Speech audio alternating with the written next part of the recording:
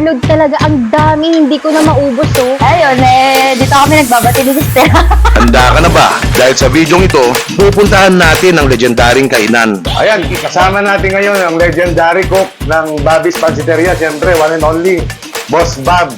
O tinatawag nila ang Kuya Bob Rich. Para matikman natin ang overload lomi na ino-offer nila. Ayan, dumating na nga dito yung in-order natin na overload. Ano nga ba ang mga sahog na nilalagay nila? Ang tawag ko lang naman, simple lang naman eh. May balls, liver, saka chicharon, saka shanghai lang. Sa lomi, ito pinag-usapan na malupit. Kailangan ang bubuhat sa lahat ng topping ko nasa lomi. Bakit nga ba nila to binabalik-balikan? Pero solid, sobrang solid. First time ko na-try ang wonton soup nila kasi lagi namin order ni Mister is kabagan tsaka batil. Solid siya, masarap siya. Totoo yung sabi nila na na solid yung wonton, lalo yung lomi. Si Mister, pangalawa niya na sa lomi. Ito first time ko sa wonton, babalikan ko talaga ulit. Ayun, so tanggal ang over ko dito. Masarap sa masarap niya. Kaso lang sobrang dami, hindi ko maubos, talagang overload to. Sulit nga ba ang 150 pesos mo? Pag mag-order ka ng lomi, akala mo yun yung normal lomi lang. Pero ito talaga yung overload talaga. Ang dami, hindi ko na maubos oh. Tapos yung sa karne niya, naghahati yung lasa niya ng karne, ng sabaw at saka yung miki. Masarap talaga. Talagang uulit-ulitin mo yung lomi dito sa Bobby's Pansiteria talaga. Parte na ng adventure natin ang maghanap at mag-explore ng kainan. Restaurant na sobrang pinipilahan at dinadayo ng karamihan. Kaya pinuntahan natin agad ang Bobby's Pansiteria na kung saan makikita at matitikman ang nagte-trending ngayon na overload lomi nila. Pasok nga ba sa panlasa natin? Umanda ka na! Tara! Ayan, dumating na nga dito yung in-order natin na overload. Tama nga yung sinasabi nila na sobrang laki pa talaga nito. Ngayon ko palang nakita talaga yung overload nila na worth 150. Feeling ko good for 2 to 3 persons na to. Kasi sobrang laki. Tingnan mo ito, ang laki na ng ng palad ko. Parang hindi mo na ako cover ng palad. So, sobrang laki niya talaga. Tapos ang daming sahog. Nakita ko yung sahog niya. Siyempre, una, yung Shanghai. Meron din siyang liver. Naglagay din sila kanina ng chicharon. Tapos, siyempre, hindi mawawala yung signature na chili garlic ni Kuya Bobby. So, ito yung isa sa binabalik-balikan dito. Parang ang hirap naman kainin ito kasi sobrang punong-puno.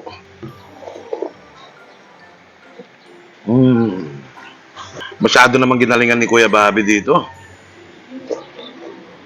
Gusto ko yung lapot ito. Yung iba kasi masyadong malabnaw. Yung iba naman kasi super naman ng lapot. Pero dito, makikita mo yung consistency niya. Oh. Grabe.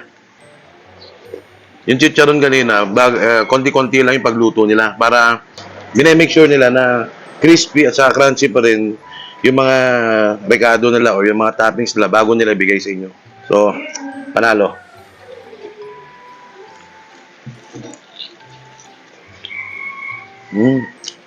Masarap na yung nila. Shanghai nila. Kasi yung ibang Shanghai, unang kagat, tama. Proper agad. Pero ito, ayun o. Cheers.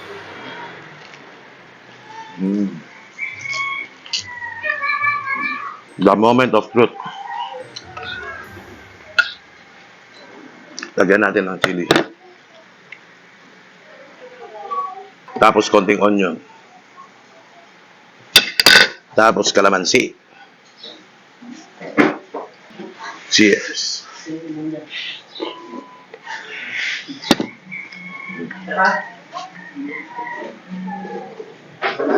Ang lutong, di ko alam kung naririnig sa mic ko.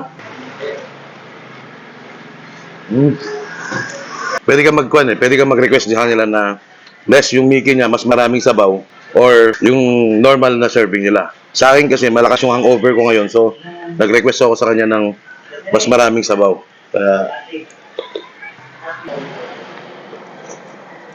Itong lomi nila, may napansin ako sa lasa. Para siyang may bango na parang sa Chinese restaurant mo lang matitikman. So hindi ko alam, mamaya tatanungin natin siya kung ano yung nilalagay nila dito. Pero kanina habang linuluto niya to, ang dami niyang spices na nilagay dito sa lomi natin. Kaya yun na siguro yung sikreto niya. Kaya ang daming pumupunta dito para tikman tong lomi nila. Nakita niyo kanina kung paano nila plinating to. As in, sobrang dami ng agal o liver sa English. Cheers tayo dyan. Cheers para sa may gout. So ayan, kung gusto nyo i-try ito, andito lang ito sa Maytansa 8 Balls. Pasok lang kayo, makikita nyo agad, malaking karatula ni Kuya Bobby.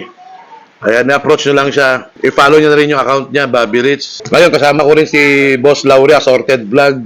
Paki-follow na rin yung channel niya. I-share nyo na rin kung gusto nyo mga good vibes na mga tirada, good vibes na mga vlogs. Ayan. So kung nakarating kayo sa content na to, nagustuhan nyo yung mga contents natin, baka pwedeng i-comment nyo naman kung saan kayo nanonood, saan probinsya kayo, o saan lugar kayo nanonood. Para naman ma-shoutout namin kayo sa mga next na vlogs natin. Ito lang po, enjoy ko muna yung pagkain ko.